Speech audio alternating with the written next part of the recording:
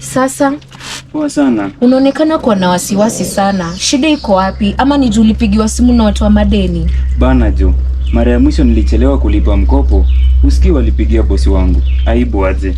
We, pole sana. Jaribu ZK Pesa. Wanasisitiza kukusanya bila vurugu. Wanakukumbusha siku ya kulipa na pia mnaweza jadiliana ikiwa una shida. Na bora zaidi, hawezi pigia wenzako ama hata familia yako. Wow, sawa. Na natumai ni ya kuaminika.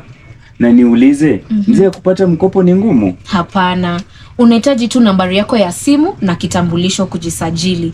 Juzi nilichukua mkopo wa 40,000 kwa ZK Pesa na imagine iliingia baada ya dakika 10. Wow. Na kiwango cha riba ni wazi pia. Wow. Nitajaribu sasa. Katika sehemu ya kazi, heshima ni muhimu sana wakati wa kukopa. ZK Pesa inatoa chaguo salama na la dharura. Bofya hapa chini ili kupata mkopo wako sasa.